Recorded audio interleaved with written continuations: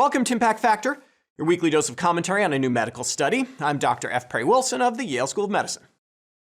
Towards the end of 2019, we all took a crash course in virology and infectious disease epidemiology as we struggled with what was, for many of us, the first major pandemic of our lifetimes. We've learned a lot since then. We've upped our game when it comes to terms like basic reproduction number and lateral flow assay, and so I think it might help to contextualize our second pandemic, the monkeypox pandemic, in the context of what we've learned about SARS-CoV-2.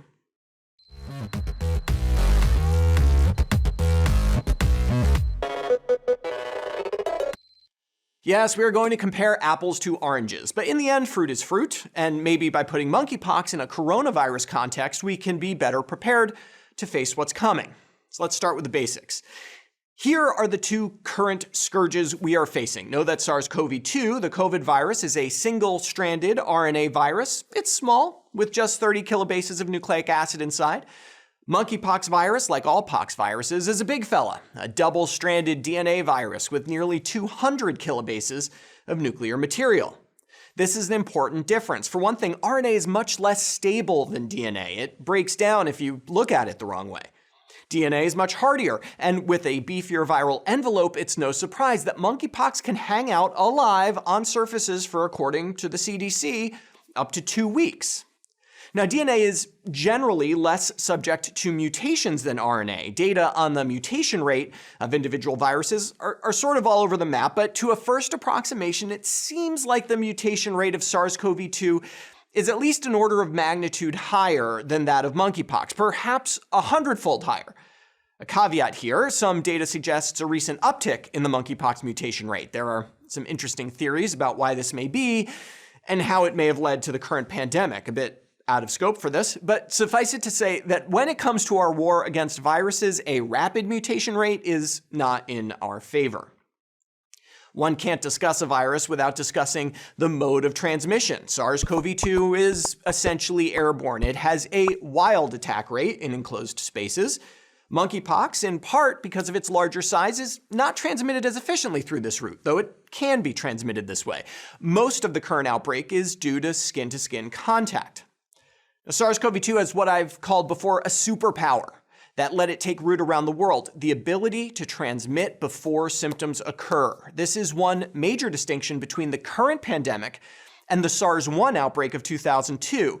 In that outbreak, screening people for fever was an effective strategy to prevent its spread. It remains unclear whether monkeypox can spread before symptoms develop. It's clear it can spread before the rash develops, but I'm keeping a careful eye out for studies that suggest pre-symptomatic transmission. That would be very bad news. So let's talk about transmission. I hinted we'd get to the basic reproduction number, R0, which, as even my 7th grader now knows, is the average number of individuals an infected person will infect in wild-type conditions, which is to say, a fully susceptible population without mitigation strategies.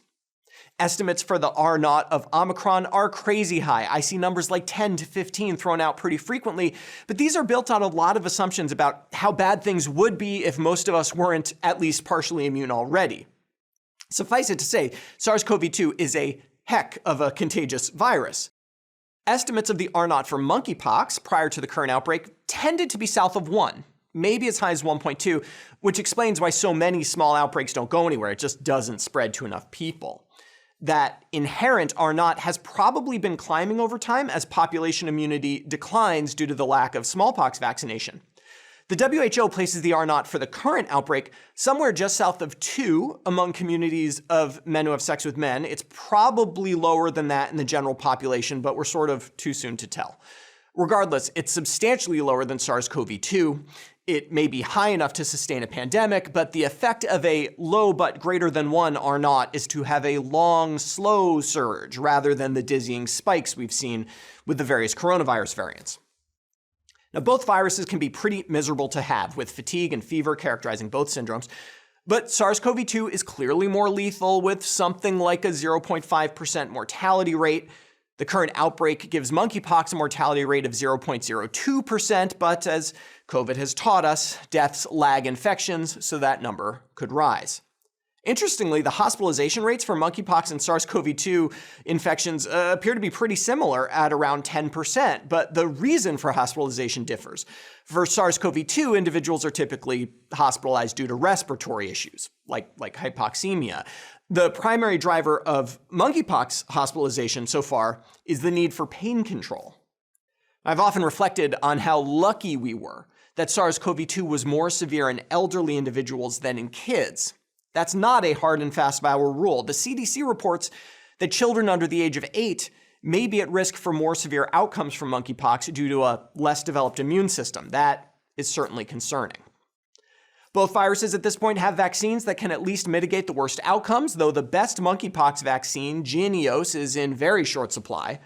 Both viruses have effective pill-based regimens, but the Paxlovid for monkeypox, called tecovirimat, is not technically FDA approved for this disease. Though tested on animals with monkeypox, it was approved to treat smallpox. May we never have to use it for that. There we go, a completely apples to oranges comparison of two very different viruses. Nevertheless, I hope this makes it clear that to the extent that we are destined to live through two simultaneous pandemics, the character of those two pandemics will be quite different. For Medscape, I'm Perry Wilson.